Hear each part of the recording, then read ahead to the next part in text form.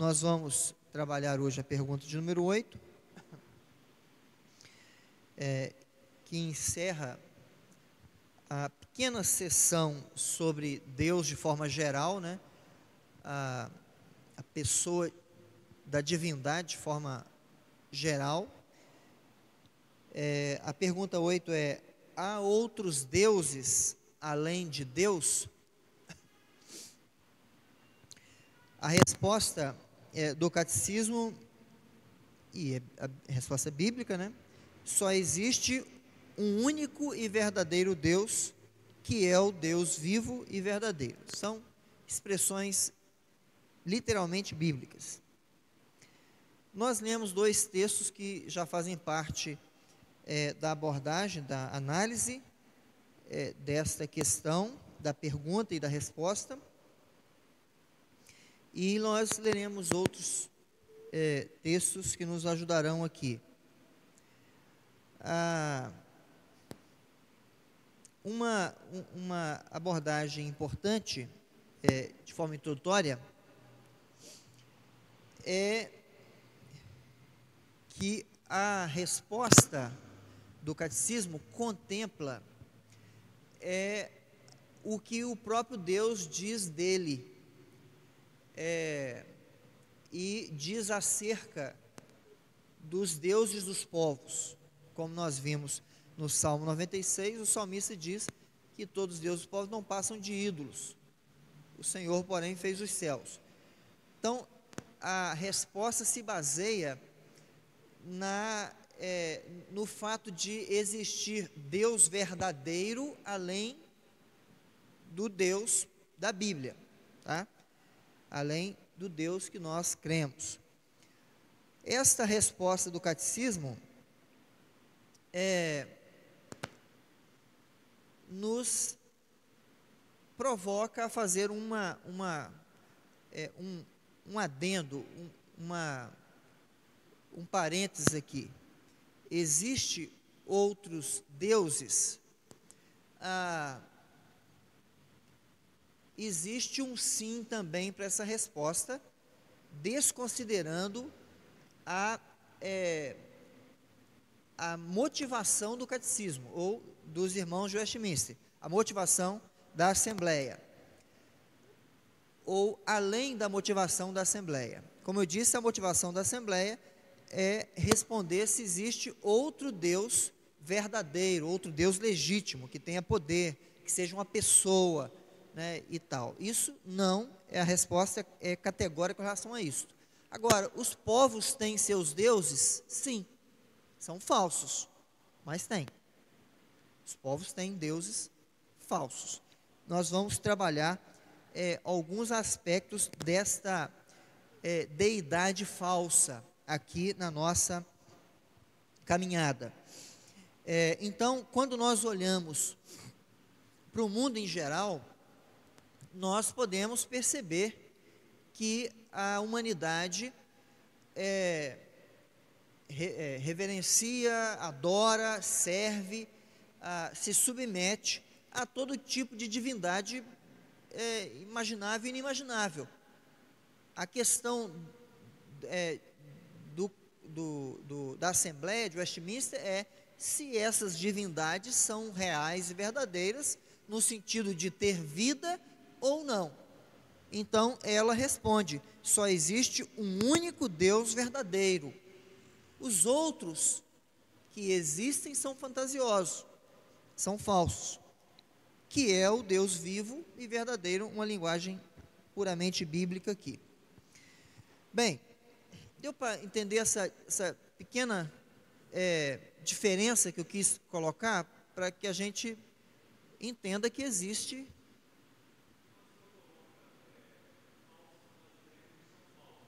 Oi? Sim.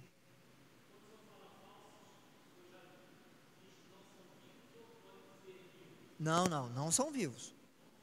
São não tem poder, não tem vida, né? São deuses mortos, ídolos, né? Ídolos mortos, outra linguagem bíblica. a não ser quem sirve e se submete ao poder de Satanás intencionalmente. Tem igrejas satânicas, né, que adoram a Satanás. Então, ele é o Deus execo, segundo a Bíblia, né? Mas não é Deus verdadeiro, ele apenas, mas ele é vivo, é um ente vivo que anseia ser Deus, mas não é Deus, mas para os seus súditos o é, né? Ainda assim é um Deus falso, nesse sentido.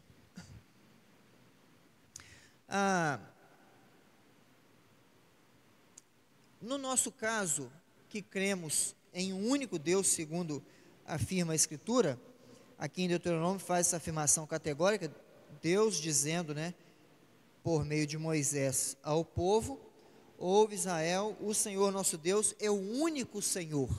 Então, só existe um único Deus, um único Senhor verdadeiro.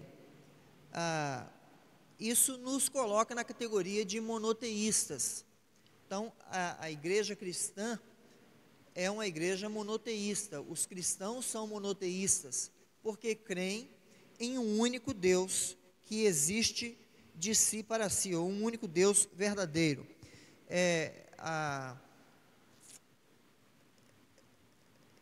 Dentro do monoteísmo há uma unidade divina, né? Uma única pessoa ou um único ser divino.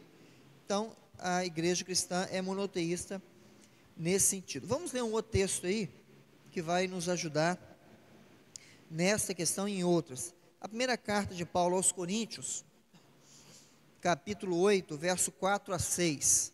Quem achar, leia, por favor.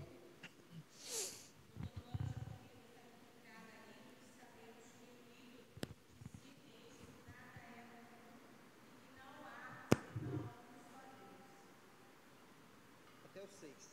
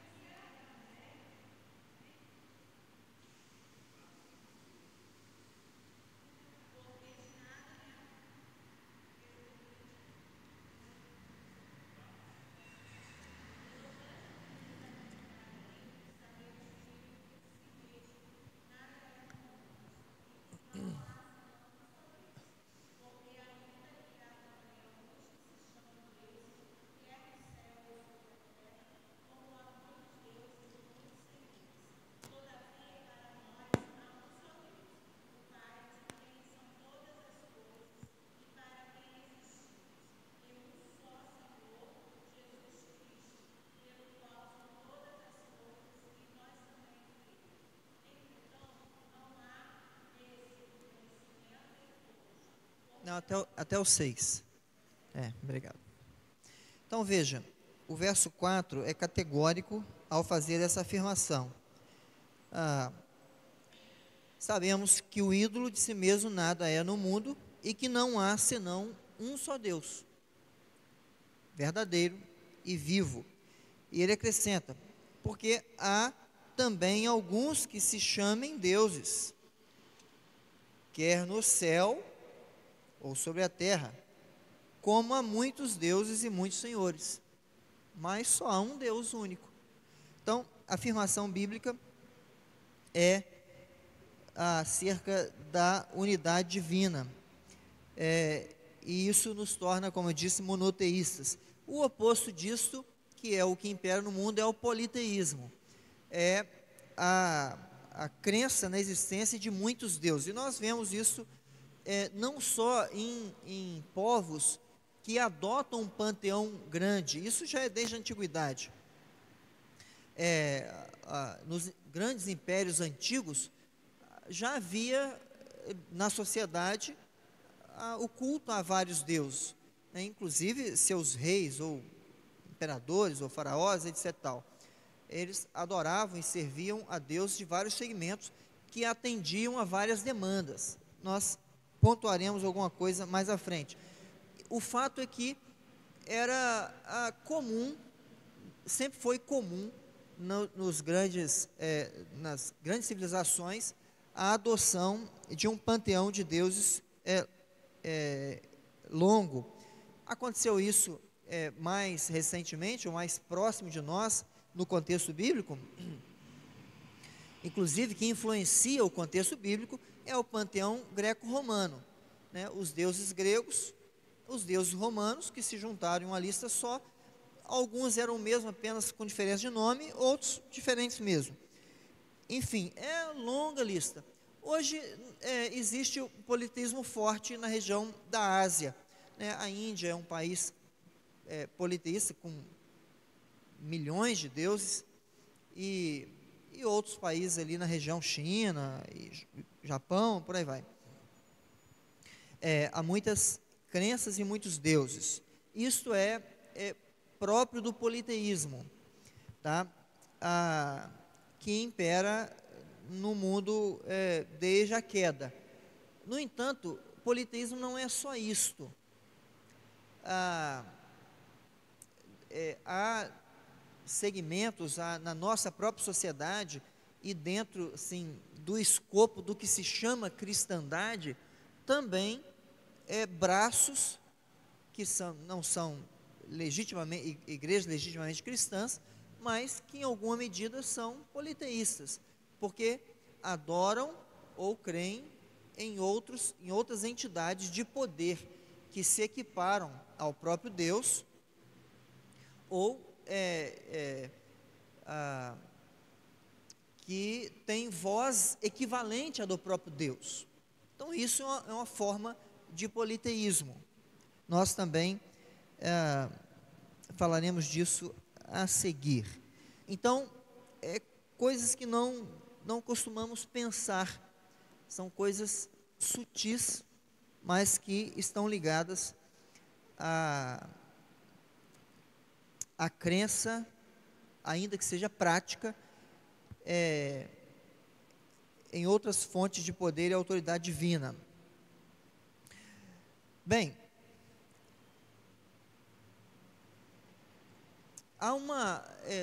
a sociedade e a igreja acaba sendo influenciada por isso, tem sido alvo já há muito tempo de conceitos evolucionistas de religião. Hoje há coisas novas nesses conceitos, mas o conceito básico da evolução, que não é apenas um princípio de criação, mas também de formação social, ou dá ensejo para o princípio de formação social, entende que a religião começa politeísta e vai se reduzindo. Então, para a formulação do desenvolvimento da religião num prisma evolucionista, a religião se desenvolve gradualmente à medida que a humanidade também se desenvolve gradualmente, naqueles conceitos meio fantasiosos, né, até do primata e tudo mais, aí a formação social, princípios sociais. A ideia de religião é gradual e começa com o que eles chamam de animismo, que é a crença em espíritos, que ainda existe hoje, né? A crença e devoção, ou medo, enfim, de espíritos. A gente vê muito isso no período que estamos vivendo. Antigamente era mais. Bem, eu nunca fui católico. Eu nasci numa igreja, numa família de presbiterianos. Eu sou presbiteriano de quarta geração, e eu e meu irmão. Então, não vivemos isso, mas ouvimos a história. Quando eu era garoto, ouvimos histórias do meu pai contando dessas peripécias, desses grupos, né, nesse período de quaresma, né, de pessoas que não andavam tarde da noite porque eram chicoteadas, viam animais que viravam homens, ou homens que viravam animais, coisas desse tipo, e acreditavam nesses nesses eventos espirituais. Isso é uma forma de crer num domínio, num poder do campo espiritual, que não é o animismo em si, mas tem flerte com essa ideia, tá?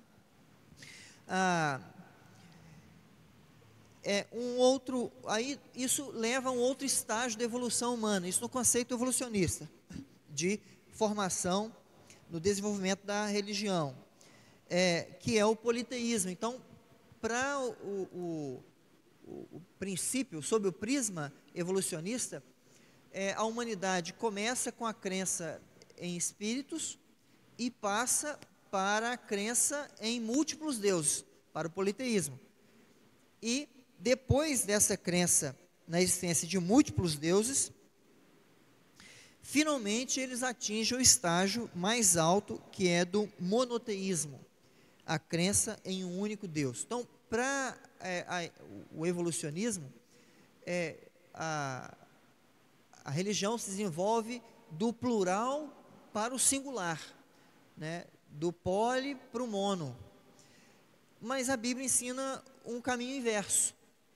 A Bíblia ensina que a humanidade foi criada para o relacionamento com o único Deus verdadeiro. A Escritura indica que a humanidade começa adorando um único Deus verdadeiro.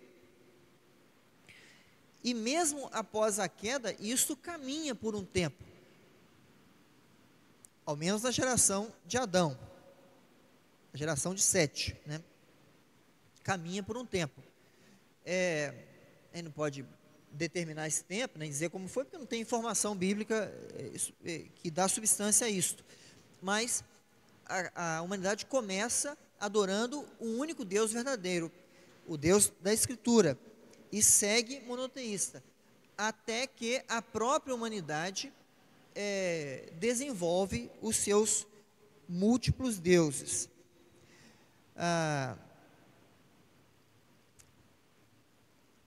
E aqui nós temos algumas questões que valem ser consideradas dentro desse prisma da não existência de outros deuses verdadeiros além de Deus, mas a existência de deuses falsos.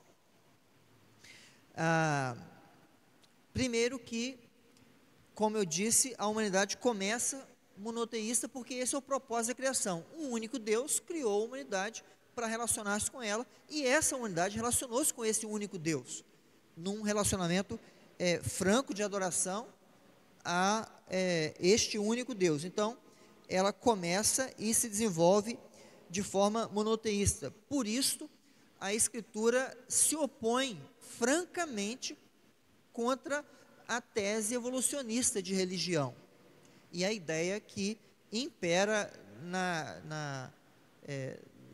nos estudos e nos ensinos da sociologia sobre o construto social, né, inclusive a religião. E por isso a igreja também se opõe. A igreja é monoteísta porque ela é o reduto, é o último reduto de preservação da verdade sobre Deus, é a igreja, inclusive na prática de relação com o Deus verdadeiro.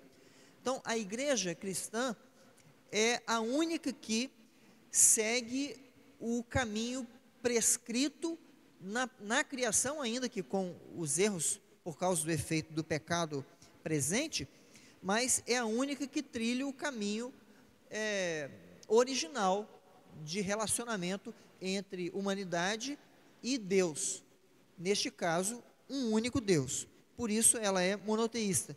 Então ela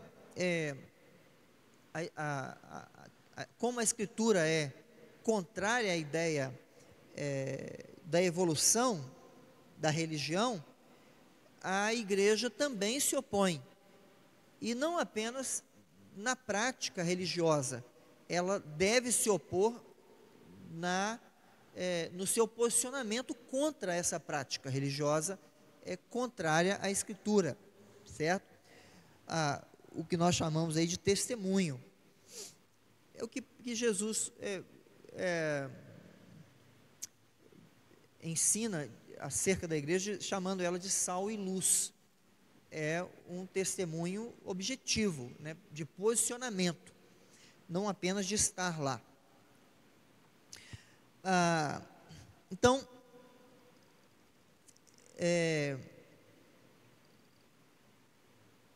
um outro princípio aqui, dentro disto, é como que surgiram então esses múltiplos deuses.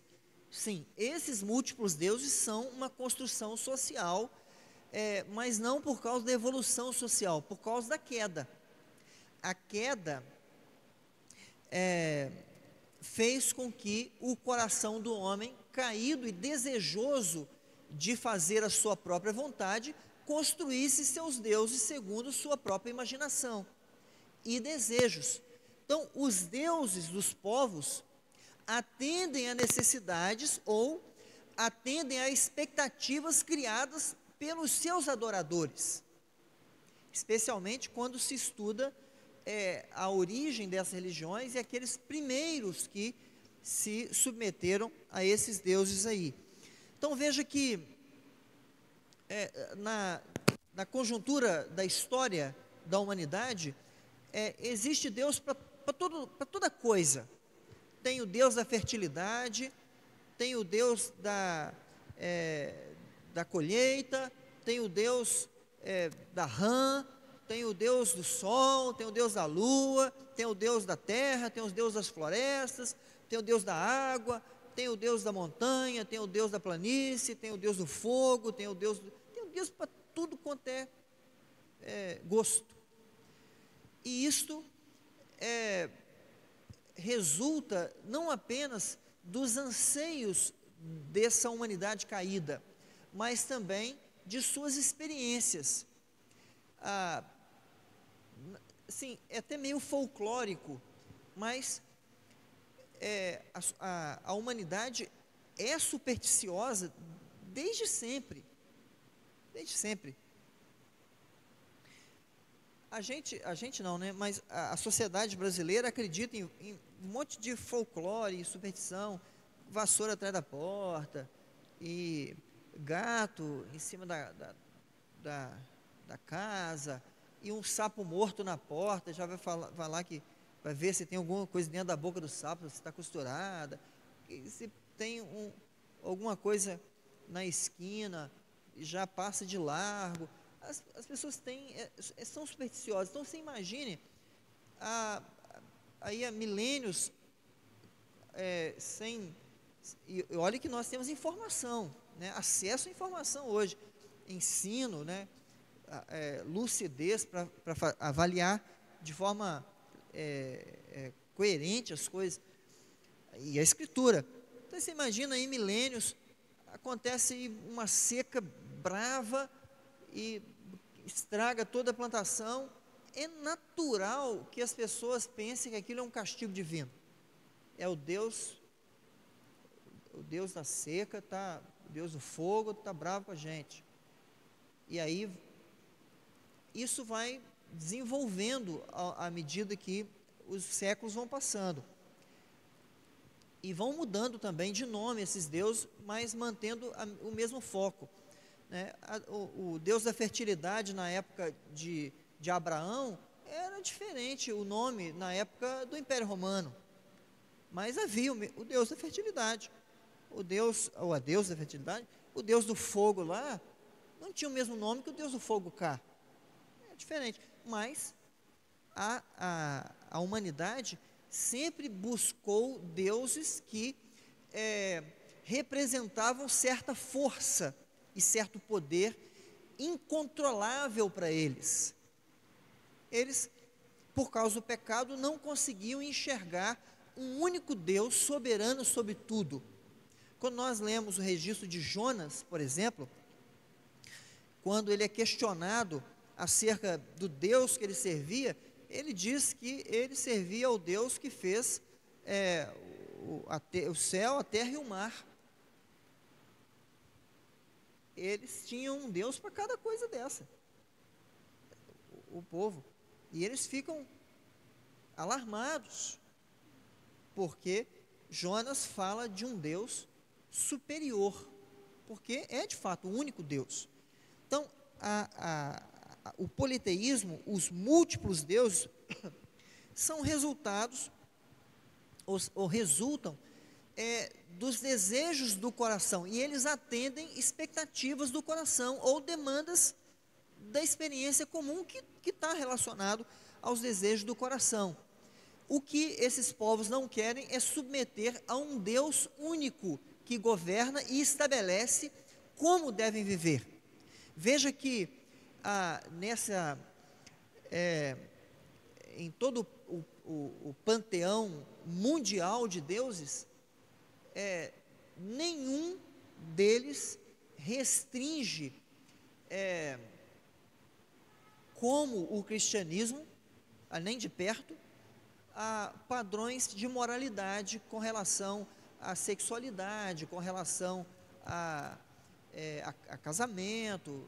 Tem tradições, né? Tem as tradições e tal, mas com relação ao uso da verdade ou da mentira, dependendo do contexto, está muito longe disso, né? Culturalmente existem civilizações hoje, né, países que mantêm certo padrão de moralidade, etc. tal, mas não porque isso é um pré-requisito ou um quesito imposto pela santidade do seu Deus. Não, é porque eles acham que com isto ganharão o favor de seu Deus. Há uma diferença gritante aqui. Aliás, essa é uma perspectiva presente na igreja cristã também, em grande medida, por falta de conhecimento. As pessoas acham que fazer para Deus os favorecerá diante de Deus. Isso é um ato de idolatria, não de a devoção sincera a Deus. Então, os deuses que existem são caricaturas daqueles que os elevaram e os servem. O salmista faz uma descrição muito legal dos ídolos, dizendo lá, né, que tem boca e não fala, tem ouvidos e não ouve, tem olhos e não veem e tal. Tornem-se como eles os que os servem. Então são mortos também em seus raciocínios aqueles que servem esses deuses, porque só existe um único Deus verdadeiro, tá? Então o politeísmo é resultado, obviamente, do coração caído. E há um dado que é trazido, eu vi no registro do Voss, do Gerhard Voss, que ele diz que na China, há muitos séculos, né, há milhares de anos atrás, milênios no caso, né, a China tinha uma forma de religião monoteísta também, depois se tornou politeísta, mostrando que o politeísmo foi inicial, e por causa do pecado da queda é que veio o politeísmo, e não o contrário, como defendem os da filosofia social e da evolução. E nós temos um mandamento claro na Escritura que proíbe a idolatria e, de reboque, o politeísmo, ou ter outro Deus, que é o segundo mandamento.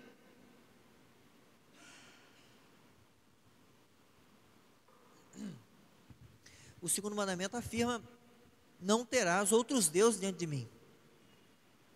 Primeiro, né, desculpa. O segundo é do ídolo. Não farás para ti mais escultura. Então, o primeiro mandamento diz: não terá outros deuses diante de mim. Porque só existe um único Deus. O segundo mandamento proíbe a idolatria. Um proíbe o politeísmo, o outro proíbe a idolatria. Não farás para ti imagem de escultura. Vamos dar uma olhada lá em Êxodo 20.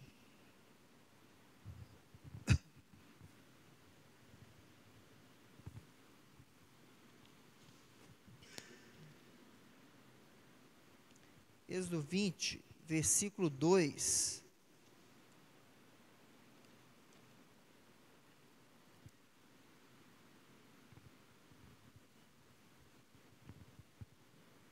Alguém lê, por favor.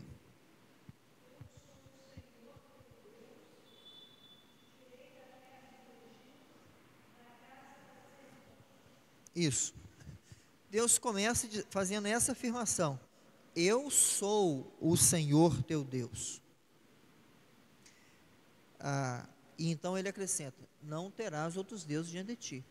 Ele usa aqui para ele a expressão que indica o seu pleno ser,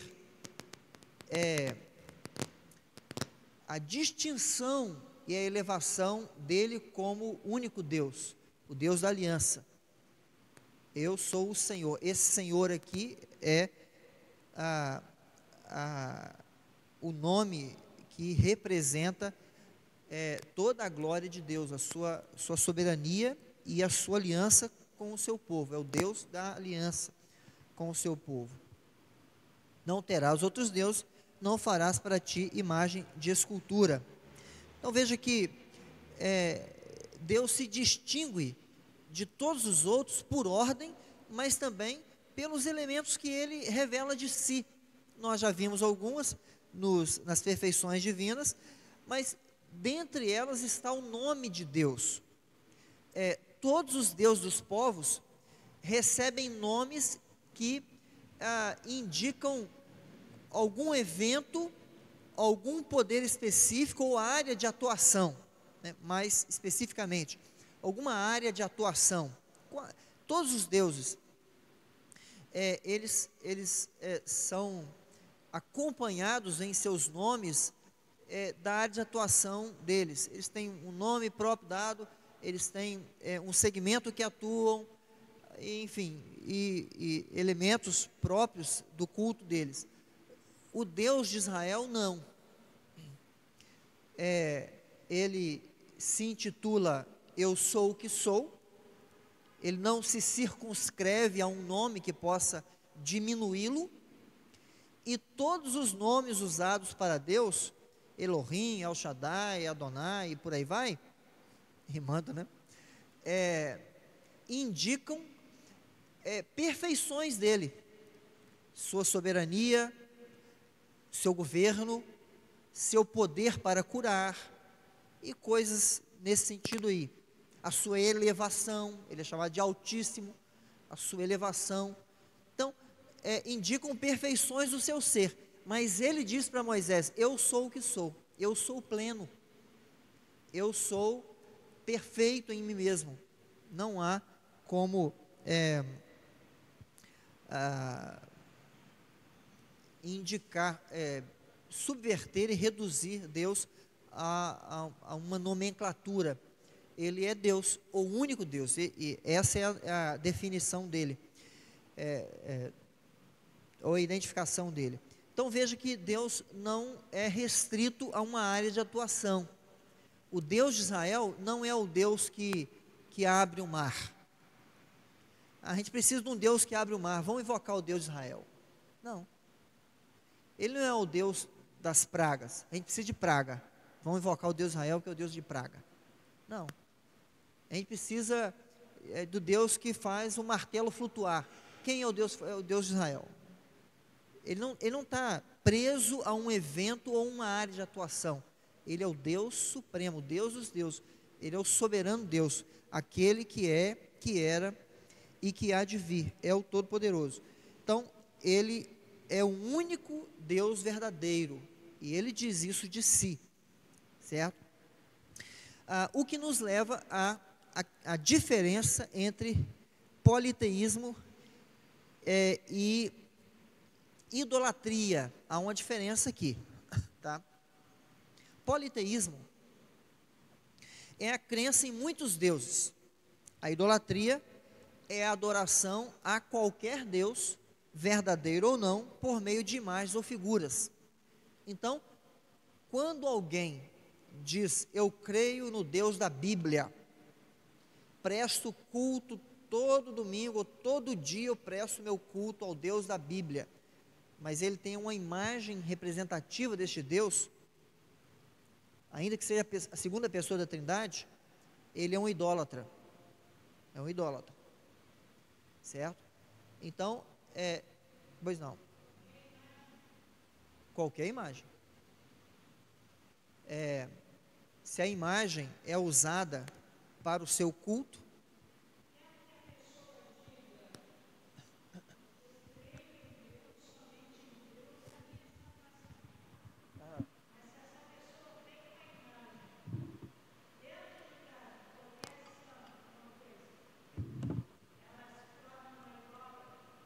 sim, é um idólatra.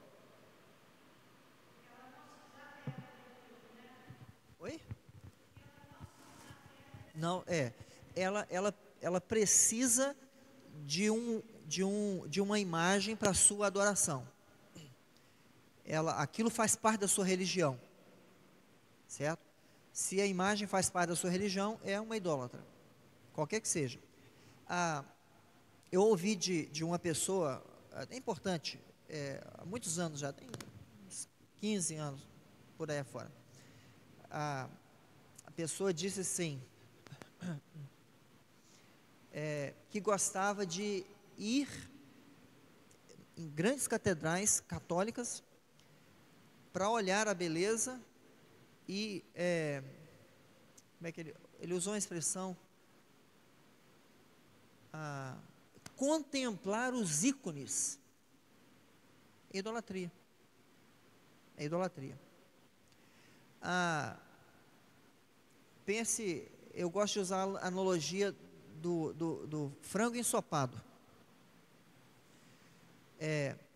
Vamos imaginar que eu faça frango ensopado. Você vai na minha casa. E aí tem um monte de gente. Aí todo mundo se serve. Quando você vai na panela só tem caldo. Aí você pega o caldo, coloca uma farinha, faz um pirão, enfim, come. Você comeu do frango ensopado? Comeu, claro. Claro que comeu. Você não comeu a carne, mas o caldo é do frango ensopado. Não é o frango, mas é o caldo. É idolatria. Eu gosto da beleza. Eu admiro os ícones. Eu não adoro, a gente reverencia. Isso é um uso muito comum no catolicismo. A gente não adora, a gente reverencia. É a mesma coisa que não comer o frango, mas beber o caldo. É a mesma coisa, é idolatria. É outra idolatria. Essa é a idolatria mais gospel, né? Coloca copo.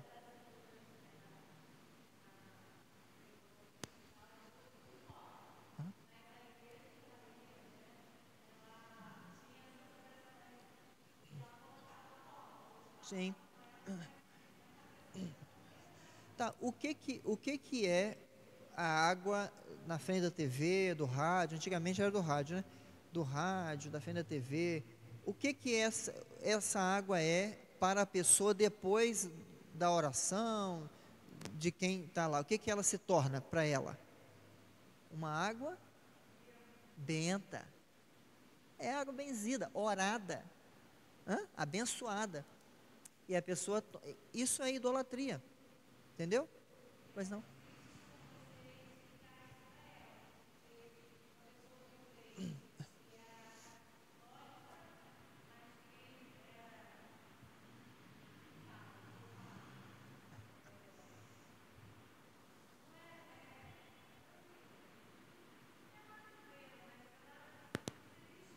Uhum.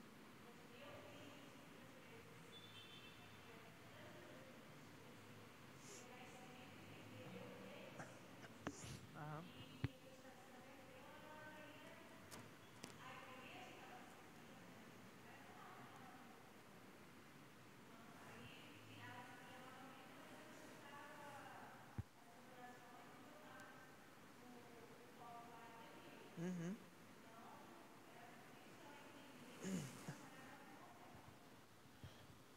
Pois não, Caminho.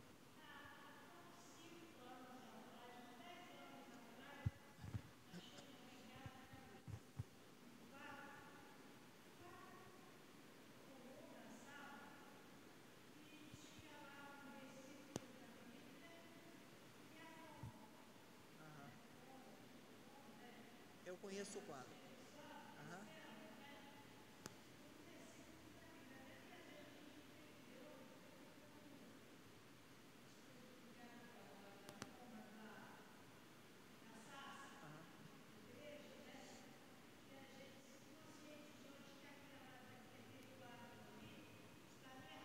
Sim.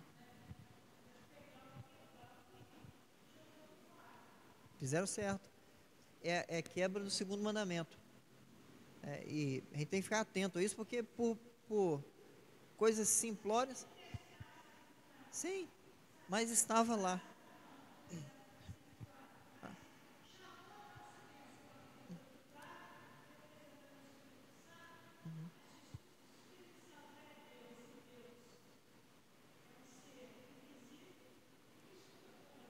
Sim, pois é.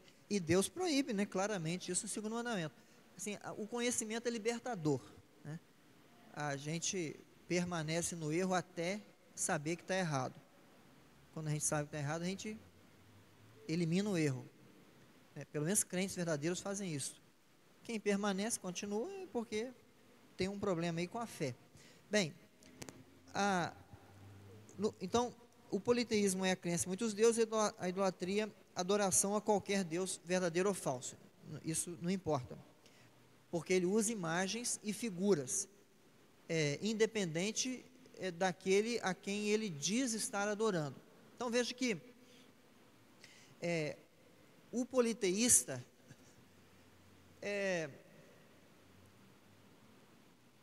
vai ser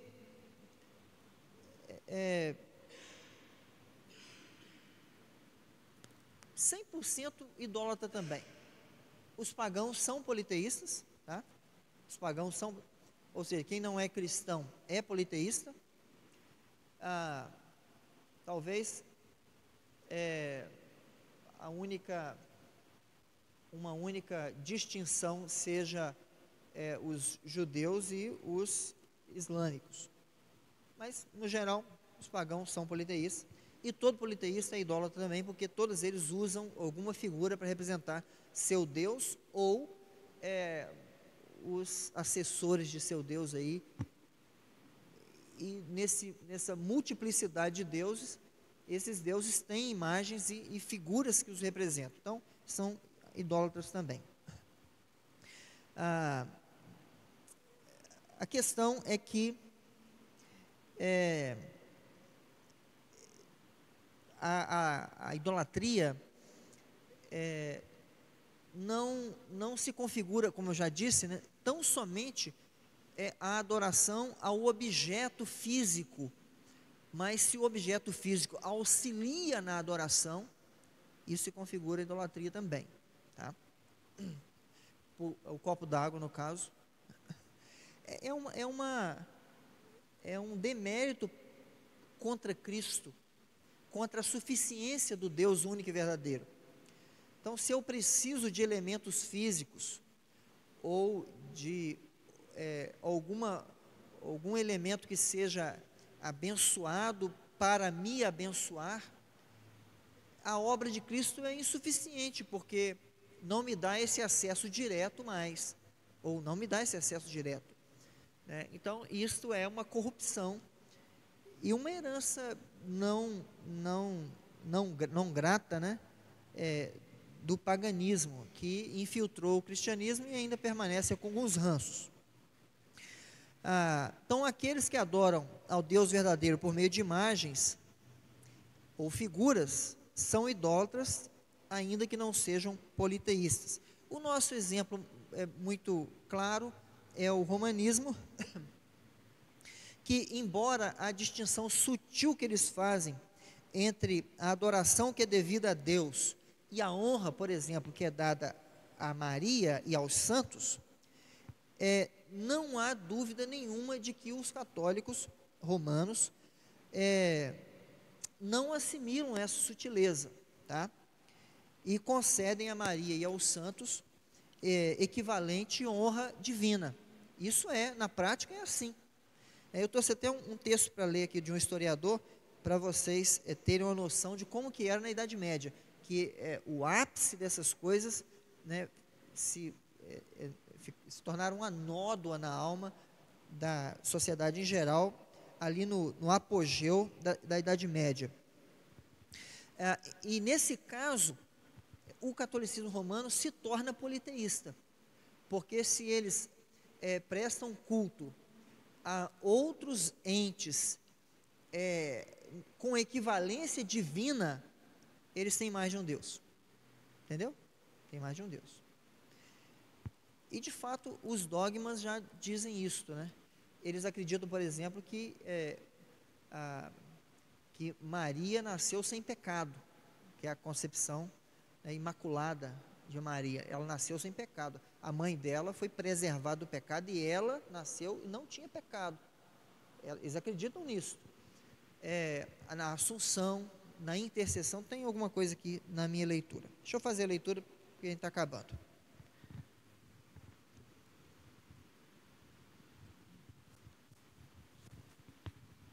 É interessante que as coisas que levaram à reforma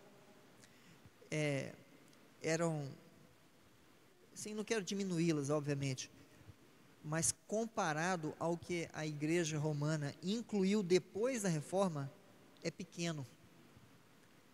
Hoje, carece de muito mais espanto.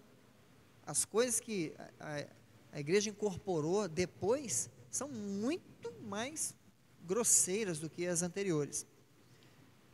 Não todas, obviamente, mas são bem grosseiras. Veja aí, quanto às relíquias, quanto ao culto dos santos. O culto aos santos, em todas as formas descritas, no capítulo 6, um outro capítulo que ele escreveu aqui, dominou inteiramente a religião popular. A intercessão dos incontáveis santos padroeiros era invocada continuamente com vistas às graças especiais. A igreja patrocinava o culto às relíquias e a crença nos supostos poderes miraculosos delas. As inúmeras histórias sobre os milagres realizados pelas relíquias eram cridas sem qualquer contestação. Havia, por exemplo, a história do comerciante de Groningen que roubara um braço de uma imagem de João Batista em certo lugar e o esconderam na própria casa. Quando um grande incêndio destruiu a cidade, somente a sua casa foi poupada. Veja, né? Fruto de um roubo, abençoou a casa dele. Bem, vou deixar o comentário para outro dia. Pular as peregrinações ao culto à Virgem. O culto à Virgem constituía parte muito importante da religião popular. No ensino da Igreja Papal, isso aqui é no apogeu da Idade Média, tá? No ensino da Igreja Papal, nunca se atribuíra divindade à mãe de Jesus. Ela, porém, recebia tal consagração e louvor, tão grande culto da parte do povo, que pouco faltava para ultrapassar o do próprio Deus. Pensava-se que ela, sendo mulher e mãe, podia demonstrar mais compaixão e graça.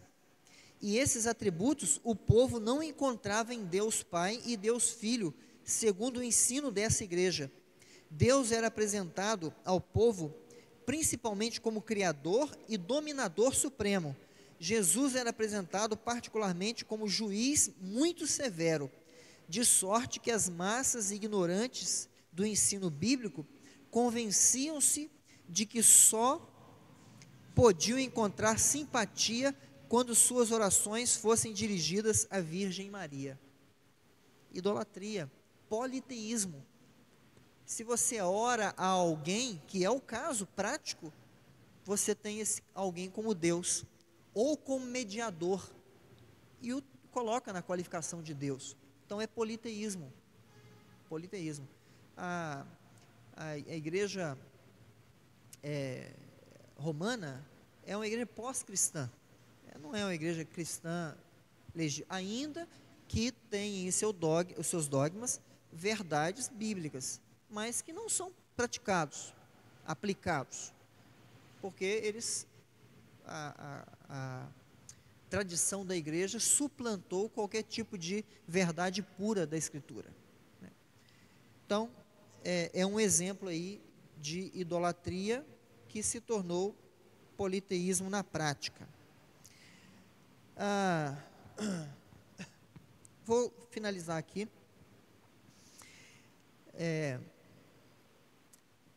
No período da Segunda Guerra Mundial, aconteceu algo que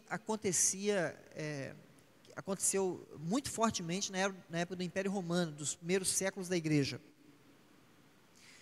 quando o imperador exigia culto ao imperador, e a igreja cristã, os cristãos não se curvavam, eram denunciados, levados aos tribunais, e assim, bem simploriamente falando, havia um processo, e a eles era dada a chance de se redimirem. Então, eles seriam poupados se curvarem e prestassem culto ao imperador. E, sim, os cristãos legítimos iam para os leões, iam para ser queimados, e todo tipo de morte horrível.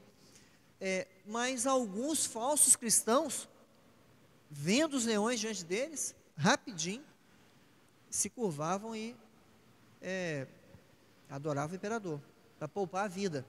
Na época da Segunda Guerra Mundial, aconteceu algo parecido no Japão.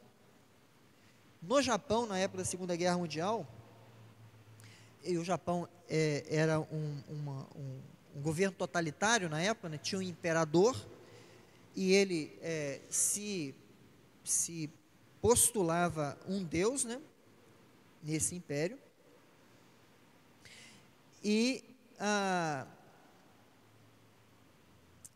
era um governo, um império politeísta, e o imperador exigiu da igreja que reverenciasse ou desse honras à deusa Sol do Império Japonês e ao próprio Império Japonês.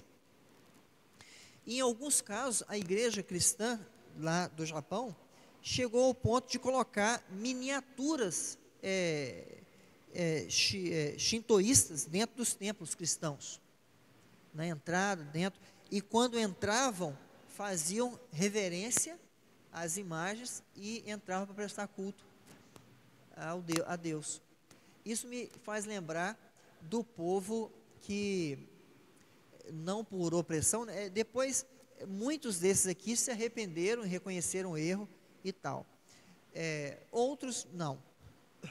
Mas me faz lembrar a prática deles, o tipo de prática que ocorreu quando o Império Assírio repovoou a terra de Israel depois que conquistou Samaria. Os povos começaram a ser devorados pelos animais selvagens, e falaram: não, a gente tem que aprender a adorar o Deus da terra, porque a gente não sabe adorar o Deus da terra, então estamos sendo castigados. E aí chamaram os sacerdotes para ensinar, e eles prestavam então culto aos seus deuses e ao Deus de Israel. Muito parecido com o que aconteceu aqui nesse período, com essa concessão que a igreja fez lá naquele período, ali no Japão. O que torna a igreja politeísta. E a gente tem que ter cuidado com pequenas sutilezas. É possível não ser idólatra, não ter nenhuma imagem, e ainda assim ser politeísta, se nós dedicarmos nossa fé, atribuirmos nossa fé a um outro elemento de poder. Um último exemplo bíblico aqui para a gente encerrar.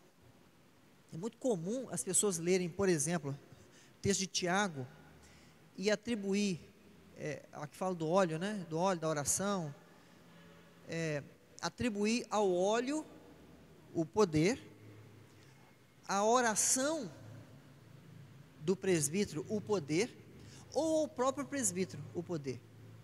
E nenhuma dessas coisas é o que o texto ensina. Isso seria um tipo de politeísmo.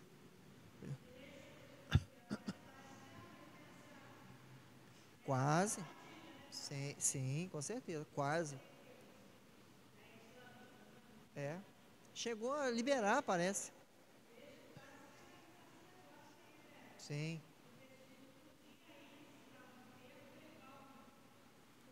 Aham. Sim, com certeza. É óleo bento, né? É. Pois é, são pequenas armadilhas, você colocou bem, pequenas armadilhas que a gente tem que estar atento, né? Irmãos, mais alguma consideração para a gente finalizar?